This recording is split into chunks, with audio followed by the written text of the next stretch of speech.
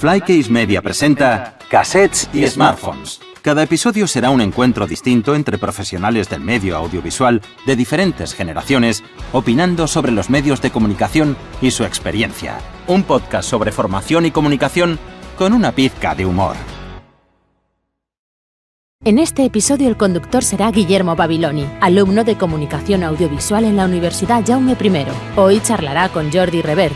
Jordi se graduó en Periodismo y Comunicación Audiovisual, tiene un doctorado en Comunicación y desarrolla su actividad profesional en campos como el periodismo, el marketing y la formación universitaria. En la actualidad es profesor en la Universidad Jaume I, donde imparte asignaturas como técnicas de producción de doblaje y subtitulación y programación en radio y televisión. Además, ha escrito más de 20 artículos y los libros Paul Verhoeven y En busca de lo real, 50 documentales esenciales. Bienvenidos al cuarto episodio de Cassettes y Smartphones. Yo soy Guillermo Babiloni y hoy tenemos al otro lado de la pantalla a Jordi Revert Gomis. Bueno, Jordi, ¿qué tal estás? Hola Guillermo, pues muy bien, muchas gracias por invitarme y nada, encantado de estar aquí con vosotros y de pasar este rato. Ay, ¿de qué? Muchas gracias a ti por aceptar.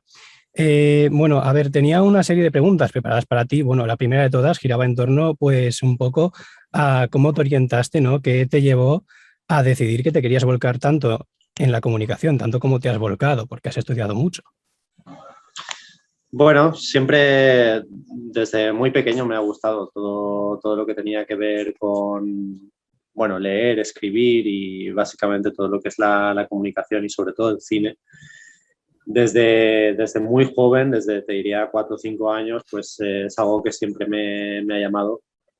Entonces, claro, cuando llega esa etapa de la vida en la que ya tienes que decidir qué hacer, ¿no? Pues bueno, primero me decanté por estudiar periodismo, luego hice audiovisual y luego ya pues seguí mi carrera pues haciendo cosas vinculadas sobre todo con comunicación audiovisual y cine, que al final es mi gran pasión. Hasta acabar siendo pues lo que soy ahora, que es profesor de comunicación audiovisual y bueno, pues también escritor cinematográfico y bueno, voy haciendo cosas relacionadas con todo este mundillo. O sea, que todo empezó a partir del típico sueño, ¿no? De niño de 4, 5, 6 años que quiere dedicarse al cine, ¿no? Sí, a ver, esto pues no es una historia muy original en realidad porque todos pasamos por ahí. Al final tú absorbes lo que tienes en tu entorno, ¿no? En esas edades. Pues en mi casa había mucha música, había mucha lectura. Mi madre era profesora de música, mi padre era un coleccionista de libros. Y entonces, bueno, a mí me dio por todo eso, pero sobre todo por el cine. Es decir, yo cogí como la vía de en medio, ¿no? Y había muchas, digamos, películas en casa. Había una gran colección. Entonces, yo empecé a ver películas que no correspondían a mi edad, ¿no? Es decir, aparte de las típicas películas que puedes ver con 4 o 5 años, pues yo me adelantaba ya, pues, digamos, varios años y veía cosas, pues, supuestamente reservadas para gente más adulta, ¿no? Pues como pueden ser películas de Hitchcock o cosas así.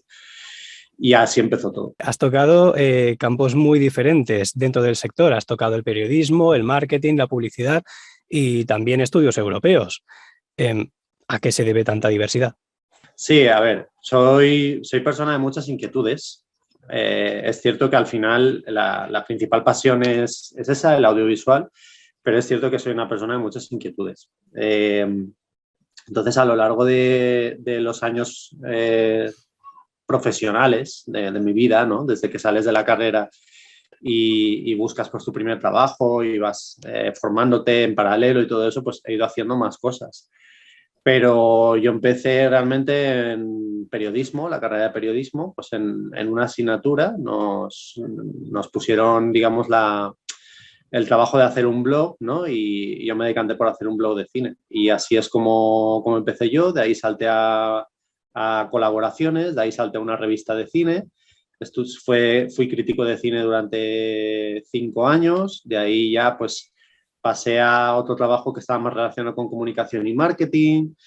De ahí, a su vez, pues en paralelo escribí mi primer libro sobre cine, luego mi segundo libro sobre cine, entonces, y luego pues ahora mismo, de hecho, soy profesor en la UJI, pero también trabajo en comunicación en una escuela de español, ¿no? Entonces llevo ambas facetas. Estoy en comunicación y al mismo tiempo estoy en educación. Me gusta también el marketing. He tocado marketing porque por avatares del destino también he estado en agencia de publicidad y de marketing. Y bueno, pues se puede decir que intento ser todo terreno que puedo, porque al final es positivo también para uno mismo. Pero tú realmente te metiste en todas esas cosas porque simplemente, según tú, porque digamos eres un culo inquieto, ¿no? Te gusta tocar muchas cosas, moverte, pero tú piensas tal cual, si eso no es importante, abarcar diferentes ámbitos del mundo de la comunicación para la gente que, bueno, para los que son nuevos y para los que no lo son. ¿O piensas que es indiferente y que se pueden centrar en algo y ya está? Lo cierto es que ¿cómo decirlo? Estamos en un mundo muy, muy cambiante, sobre todo el mundo laboral. En el mundo de la comunicación es un mundo muy cambiante. Me gustaría decirte que simplemente con concentrarte en algo y ir a por eso, ¿no? Pues si tú tienes suerte, pues evidentemente puedes ganarte la vida con eso y tú puedes especializarte en algo y ser muy bueno en eso y triunfar en eso, ¿vale? Claro, con todo el movimiento que hay, ¿no? Claro, pero en el momento en el que estamos hay, digamos, una demanda muy polivalente, es decir, normalmente vas a tener la oportunidad de trabajar en varias empresas, en varios sitios distintos, entonces eso te va a exigir, digamos, que tú seas polivalente y que tú tengas, digamos, formación bastante plural, ¿no? Hoy en día, pues un día puedes estar trabajando, como es mi caso, de crítico de cine, al día siguiente puedes estar en un departamento de comunicación o al día siguiente puedes estar pues apoyando campañas de marketing en una agencia, ¿no? Entonces, en mi opinión, vamos hacia eso, vamos hacia un mundo que para bien y para mal, porque todo tiene su parte positiva y su parte negativa, está cada vez más diversificado y exige una diversificación mayor, lo cual no significa que si alguien tiene muy claro su talento y sabe que puede ir a por algo y conseguir ser muy bueno, evidentemente tenga que hacerlo. Y bueno, aparte de las que has dicho, también te faltaba incluir la de acabar siendo profesor, que de hecho también te quería preguntar al respecto, porque el que ahora seas profesor y bueno, también trabajas en Hispania en el colegio, ¿no?, de español, creo recordar que era, lo de enfocarte al final en la educación, ¿eso es algo más intencionado? O sea que, ¿por qué al final de todo lo que has tocado has preferido o te has decantado al menos por la comunicación, que no sé qué tiene? Bueno, fue una situación que me vino de rebote, en realidad. Yo en un principio tenía muy claro que quería dedicarme a escribir sobre cine. A lo que empezaste, ¿no? Y que es como empecé, efectivamente. Ya en el último año de carrera ya empecé a trabajar de eso y durante unos años pues fue posible y encontré una empresa, La Butaca, que era una revista, se llamaba La Butaca, en la que era posible vivir de eso en Valencia, lo cual era bastante difícil. ¿Qué pasó? Que, bueno, pues llegó la crisis económica y se llevó por delante esa empresa y llegamos a un punto en el que no se podía sostener. Entonces, hoy por hoy es prácticamente imposible, es un escenario muy difícil para si alguien quiere ser crítico de cine y ya está, es muy difícil poder ganarse la vida. Entonces, fue el momento de reciclarme. Entonces, en ese momento decidí estudiar un máster que me abría de nuevo las puertas académicas, es decir, el máster de Interculturalidad, de Estudios Europeos y Comunicación, y de ahí salté al doctorado. Y en paralelo, de rebote, pues buscando trabajo, encontré trabajo en este sitio, en una escuela de español, que de hecho es una empresa bastante importante porque es la que más estudiantes extranjeros recibe en toda España. Y eso te fuerza también a una comunicación un trabajo de comunicación bastante denso, porque tratas durante todo el día en varios idiomas con mucha gente de todo el mundo. Entonces, eso requiere un esfuerzo bastante grande. Pero bueno, sí, durante todos estos años he estado haciendo eso y en paralelo dedicándome a mi verdadera, digamos, vocación, ¿no?, que es todo relacionado con el cine o escribir. Y hace 2-3 años pues me surgió la oportunidad de ser profesor asociado en la UGI. Eso sí que te digo que me llegó y yo lo acepté, lo probé, para mí fue una aventura y desde luego la disfruté desde el primer momento y ahí sigo.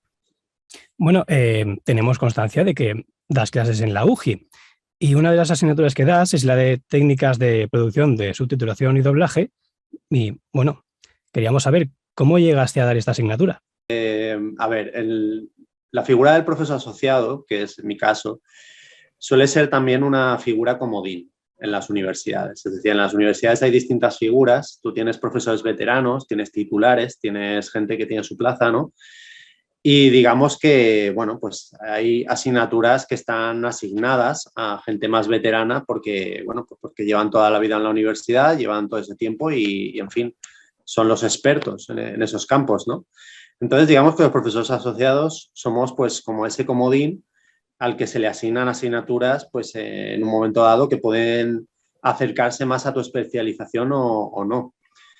Yo en mi caso he estado durante 3 años con asignaturas muy diversas, desde doblaje y subtitulación, efectivamente, que no es un campo en el que me haya formado, pero en el que me he tenido que formar a la fuerza a través de ser profesor. Y luego otras cosas como programación de radio y televisión, o aquí sí que estoy, evidentemente, sí que era una asignatura para la que estaba bien formado, narrativa audiovisual, que es una asignatura que he tenido durante 3 años, o realización documental, por ejemplo, que es una asignatura para la que también estaba muy bien preparado porque de hecho había escrito un libro sobre cine documental. Entonces, digamos que te van a tocar asignaturas más cercanas a tus intereses, que sean más fácil para ti, digamos, preparar, y te van a tocar asignaturas que seguramente te van a pillar más pez, ¿no? Y que a la fuerza te tienes que preparar y te tienes que poner las pilas. Para los profesores es también un proceso de aprendizaje. Quiero decir, al final, los profesores muchas veces aprendemos tanto como los alumnos que tenemos delante. Ya es a lo que te toca y si no sabes, pues tendrás que saber más que el alumno, ¿no? Efectivamente, y tienes que aprender a marchas forzadas, es así.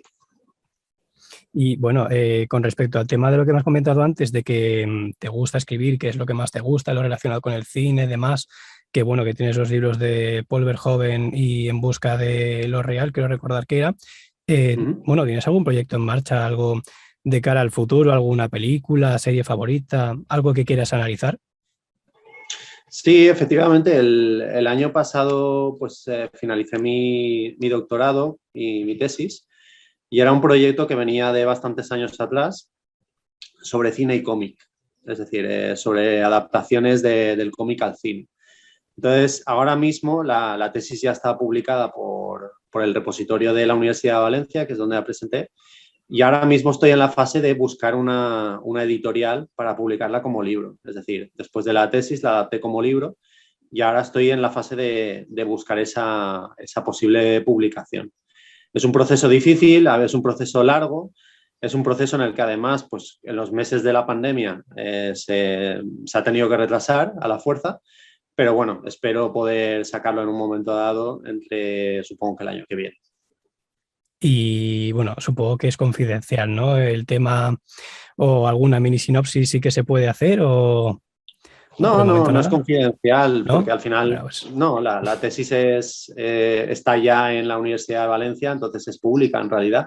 El claro. tema de la tesis es un tema, a mi parecer, muy bonito, porque es algo que se ha estudiado en países como Estados Unidos, en algunas universidades, pero en España no. En España hay muy pocos estudios sobre cómic y los que hay, digamos que no están vinculados tanto al cine y os han quedado, digamos, un poco atrás digamos, en la perspectiva. Y yo lo que digamos, lo que propongo con este libro es estudiar cómo el cine ha adaptado el cómic. Es decir, cómo un cómic es trasladado a la pantalla.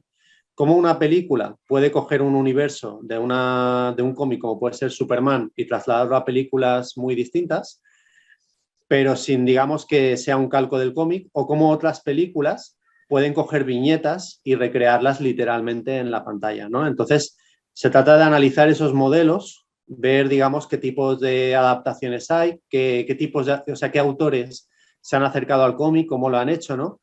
Y me parece que es un viaje bastante interesante y además muy de moda, ¿no? Porque no paran de salir películas que son adaptaciones de cómics El y no con van a Zack parar de Snyder. salir. Efectivamente, como Zack Snyder es un ejemplo importantísimo en la tesis porque precisamente es uno de esos autores que ha buscado imitar las viñetas de manera literal, ¿no? Entonces, es un ejemplo que estudio bastante en profundidad en la tesis, sí.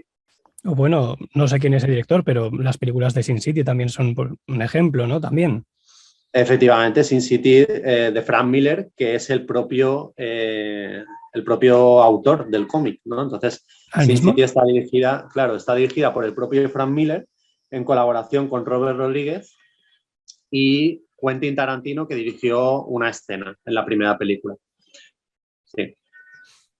Y bueno, y de lo que ya has escrito y que ya está como libro, que no está pendiente de ser publicado como tal, como Paul Verhoeven y En busca de lo real. De En busca de lo real, ¿qué nos podrías contar así un poquito? Porque claro, como hablas ahí de los 50 documentales esenciales, ¿no? Decías que eran. Sí, correcto. Sí, esto fue una colección que sacó la editorial WOC de la Universitat Oberta de Cataluña.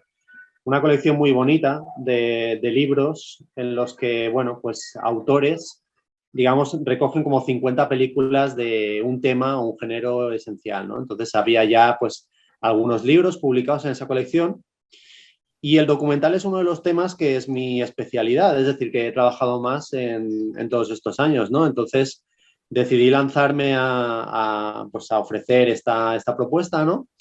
Les gustó y nada, me lancé a ello. Entonces, básicamente me pegué un atracón de documentales, estuve durante unos meses analizando y estudiando en un género que me encanta y que ya te digo que digamos, he trabajado mucho.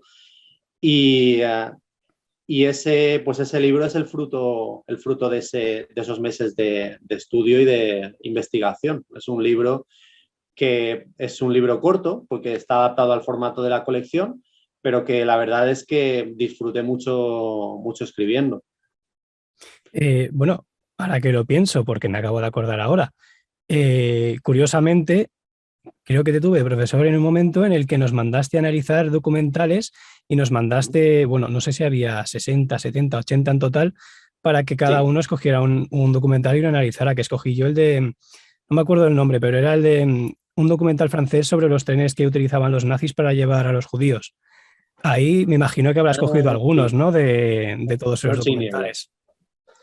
Sí, Noche y niebla, es ese documental. Sí, sí, efectivamente, sí. Para la asignatura de realización documental preparé digamos, una lista de documentales muy distintos. Había documentales sobre sushi y sobre nazis, españoles y japoneses, había absolutamente de todo, ¿no? Y bueno, pues os propuse eso porque me parecía una buena manera también de invitaros a entrar en el género documental, ¿no? Sin que os diera pereza, es decir, con la posibilidad de elegir, pues me llama la atención este tema, me llama la atención este enfoque, ¿no? Voy a por ello, ¿no? Y la verdad es que el resultado fue muy bonito porque me encontré trabajos en los que los propios estudiantes me decían que, bueno, que no era un género que anteriormente les llamaba la atención, pero que gracias a ese documental, ¿no?, que habían descubierto, pues que digamos que se habían abierto un poco más al género. Bueno, y aparte, ya para terminar, ¿tienes alguna conclusión, alguna reflexión así rapidita que quieras, algún consejo que quieras dar a los estudiantes? Sobre todo, no dejar de hacer cosas. Es decir, evidentemente la universidad es la escuela, es la formación, pero sobre todo no hay que dejar de perseguir nunca las inquietudes. Por suerte, los alumnos que veo año tras año, siempre hay gente que está haciendo cortos, que está haciendo guiones, que participa en festivales. Eso, al final, es lo que marca la diferencia y lo que hace que, más allá de que tú cumplas el trámite de estar en la universidad o de cumplir esos estudios, motivar eso y seguir cultivando ese deseo de hacer cosas es lo que al final te lleva a abrirte paso y a poder hacer cosas en el futuro. Ya, hacer un poco como tú, ¿no? Y estar siempre de aquí para allá, en ese sentido. Sí, exacto. Bueno, pues esto es todo. Muchas gracias, Jordi. Y bueno, si tienes algo que quieras decir, el micro es tuyo. Nada, gracias a vosotros y un placer participar. Aquí se acaba nuestro encuentro de hoy. Nos veremos en el próximo episodio de Cassettes y Smartphones. Muchas gracias por escucharnos. Recuerda seguirnos en YouTube, iVoox y Anchor para no perderte ningún episodio. Síguenos en nuestro Instagram, Facebook y Twitter, donde encontrarás las últimas novedades de nuestra oferta formativa.